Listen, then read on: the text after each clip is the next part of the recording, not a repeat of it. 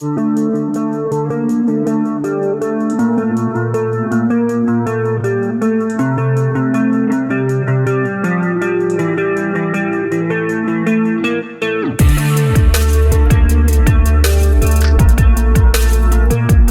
jeunes piétons de moins de 18 ans sont blessés chaque année en France. Les 10 à 14 ans sont les plus touchés par ces accidents qui ont lieu entre 16h et 19h, près de leur domicile ou de leur école.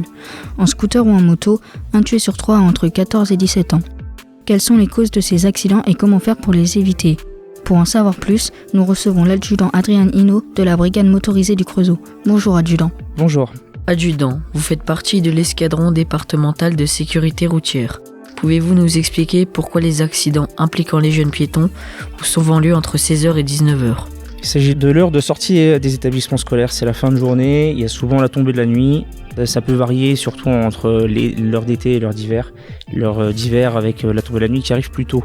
Certains jeunes sortent en groupe et ne font pas attention à la circulation routière. Les accidents ont surtout lieu et sont surtout la cause de l'inattention des jeunes et l'usage du téléphone. Si on est percuté à plus de 30 km/h, le risque de blessure grave est élevé et le risque de mort est important. Quels conseils pouvez-vous nous donner pour être visible et en sécurité ? Les conseils qu'on peut donner, c'est marcher sur les trottoirs, traverser sur les passages piétons. Ces derniers sont souvent éclairés la nuit dans la majorité des cas. Et en tant que piéton, essayez de porter une chasuble jaune sur les heures d'hiver, puisque c'est vrai que la nuit tombe plus tôt, ou des vêtements de couleur claire qui permettent d'être plus visible. En scooter ou en moto, un tué sur 3 a entre 14 et 17 ans. Quels sont les comportements dangereux que vous pouvez observer le plus souvent ? C'est sûrement lié à un manque d'expérience à la conduite et peut-être à une formation qui est trop faible lorsqu'on passe le BSR. Il peut s'agir aussi de l'insouciance liée à l'âge. Et dans certains cas, malheureusement, c'est la consommation de stupéfiants qui en est la cause. Car on peut observer une hausse de consommation des produits stupéfiants dans cette tranche d'âge. Pouvez-vous nous expliquer pourquoi il est interdit de débrider son véhicule ? Tout d'abord, on peut observer le débridage d'un véhicule de plusieurs façons. Le plus souvent, c'est on constate une vitesse plus élevée que ce que le cyclomoteur permet. Ou alors, sinon, on peut utiliser un curvomètre. C'est un petit rouleau où on met la roue arrière, on accélère avec le véhicule et on peut voir la vitesse et la puissance du cyclomoteur. Il faut savoir qu'un cyclomoteur, 49,5 cm3, est bridé à une vitesse de 50 km/h maximum. C'est un cahier de charge du constructeur. Le véhicule est étudié pour freiner et s'arrêter au bon moment lorsqu'il roule à 50 km/h. Si vous débridez le véhicule et que celui-ci roule à 70-80, le système de freinage n'est pas étudié pour, donc vous n'allez pas vous arrêter correctement.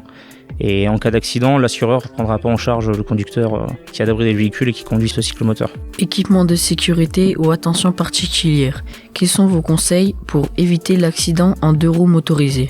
Dans un premier temps, il faut être bien équipé. Donc quand je dis bien équipé, personnellement, c'est pas simplement gants et casque.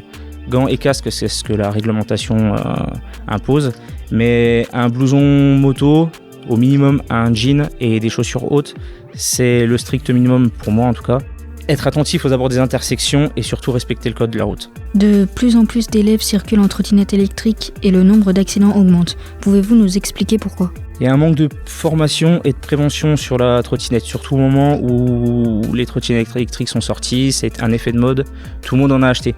Sauf que la réglementation n'a pas été lue ou en tout cas n'a pas été forcément abordée par tout le monde. Il ne faut pas faire n'importe quoi avec une trottinette électrique, il y a des règles à respecter. Il faut par exemple, nous on voit souvent des jeunes à plusieurs sur la trottinette, une trottinette électrique c'est tout seul dessus.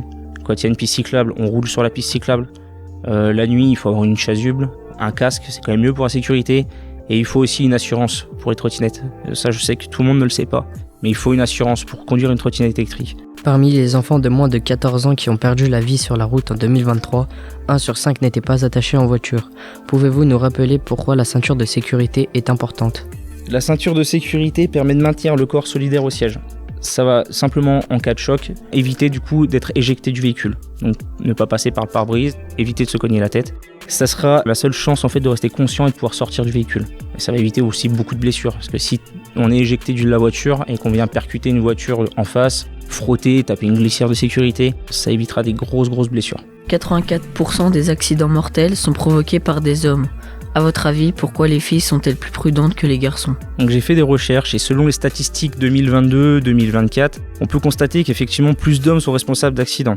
Ce qui laisse penser que les hommes conduisent plus souvent que les femmes, surtout dans la tranche d'âge 70-75 ans.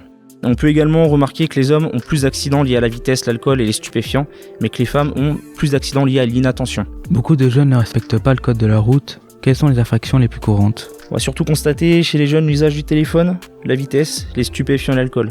Mais je peux préciser que toutes ces infractions ne sont pas commises que par les jeunes, c'est vraiment les infractions les plus communes commises par tous les conducteurs de véhicules. L'escadron départemental de sécurité routière a pour mission de lutter contre l'insécurité routière. Quels sont vos moyens pour sensibiliser les jeunes aux dangers de la route ? Donc on effectue des journées de sensibilisation à la sécurité routière dans les établissements scolaires, au sein d'entreprises.